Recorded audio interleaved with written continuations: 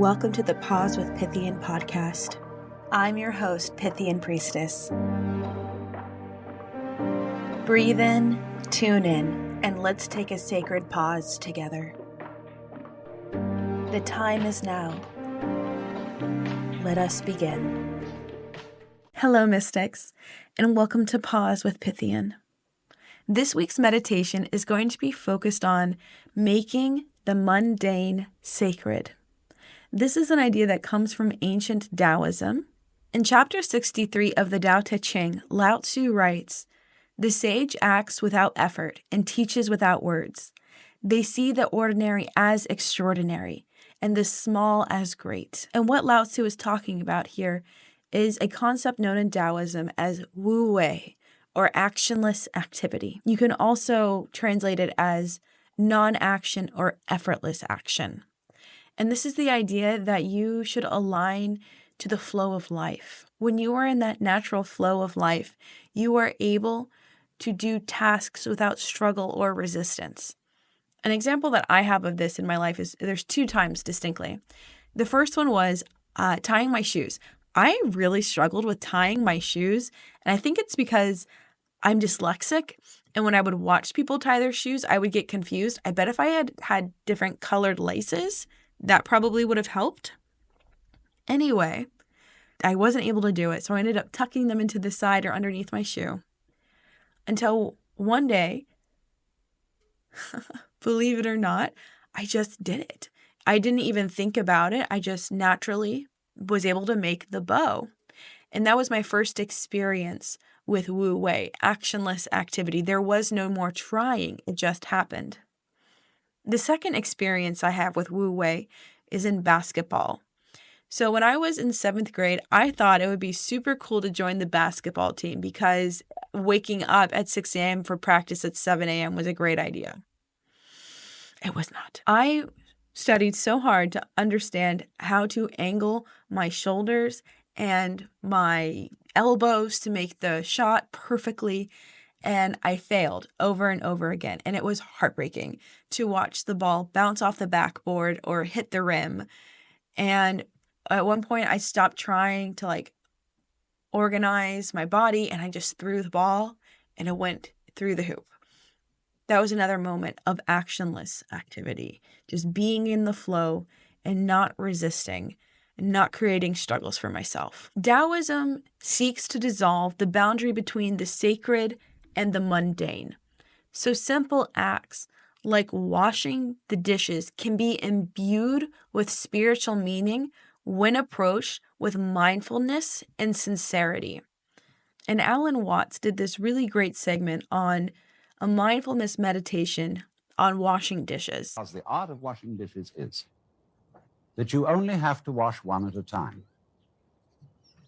If you're doing it day after day, you have in your mind's eye an enormous stack of filthy dishes which you have washed up in years past, and an enormous stack of filthy dishes which you will wash up in years future. But if you bring in your mind to the state of reality, which is, as I've pointed out to you, only now, this is where we are. There is only now. You only have to wash one dish. It's the only dish you'll ever have to wash, this one. You ignore all the rest, because in reality, there is no past and there is no future. There is just now. So you wash this one. And instead of thinking, have I got it really clean, as you turn the cleaning movement into a dance. And you dig that. And you swing that plate around. And you let the rinsing water go over it. And you put it off in the rack. Crazy. See? Take the next one. And you get this rhythm going. In his broader philosophy, being present and focusing on the dish and learning to dance with the dish really connects to the Taoist idea of being in the flow of life, mindfulness in action, being fully present in the activity where you are focused on just the one dish in front of you. You are not thinking about the dozens of dishes that need to be washed and the dozens of dishes that you have washed. It is only you in the present moment with one dish.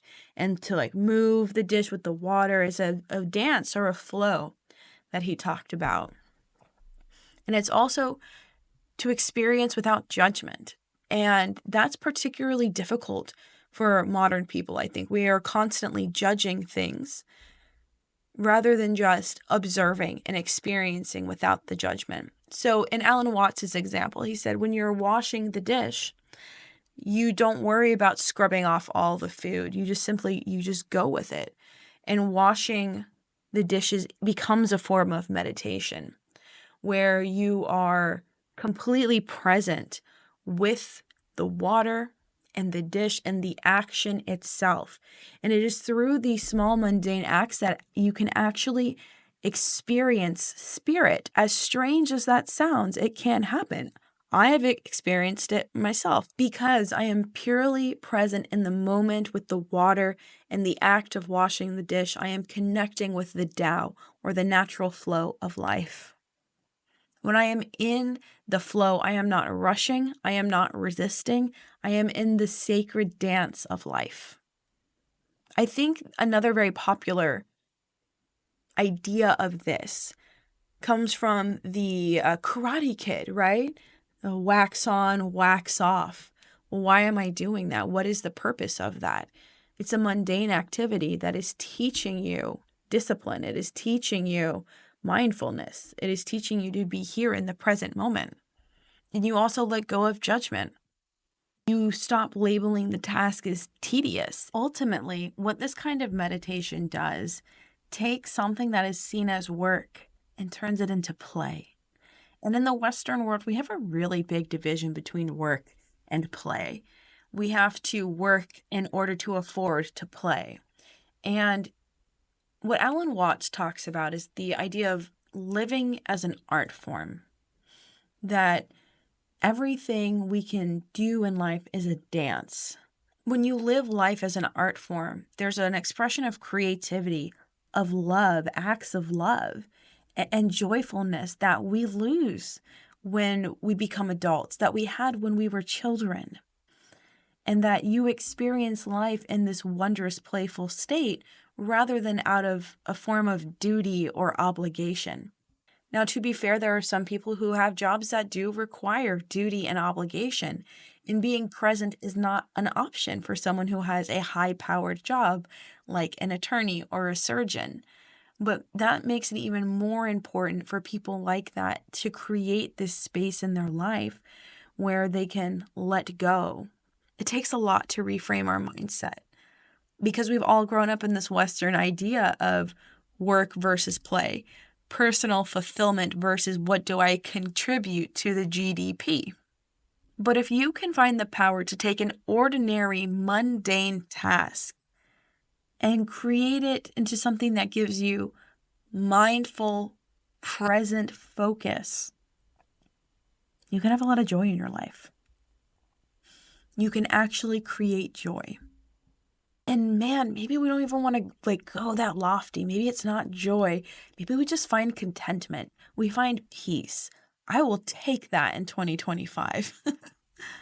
It's also going to reduce your stress, right? So go back to the analogy of having dozens of dirty dishes that are going to need cleaning, and all of the clean dishes that you have done that will get dirty again. And it's an endless cycle of dishes.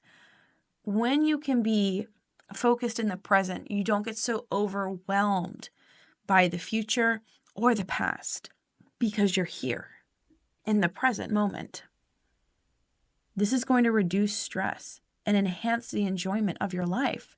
So meditate while doing the dishes, meditate while vacuuming, or whatever mundane task you have to do. We know that it's in these small moments of being present where great creative breakthroughs come from. How many times have you been unable to finish a painting or a piece of poetry and you're like, wow, it's on the tip of my tongue, but I just can't. I'm blocked. But then you leave and you go do something else, even ordinary or boring. You're taking a shower and voila, the idea comes to you. It's because you've created that space for things to move around in your subconscious when you're not stressing yourself out so much. So you can take an ordinary, mundane experience of doing chores and have it assist you by tuning into the present moment, creating mindfulness. And this is harder than it sounds because your brain is going to want to chatter. The monkey mind is going to say, oh, remember that stupid thing you did? The dumb thing you said?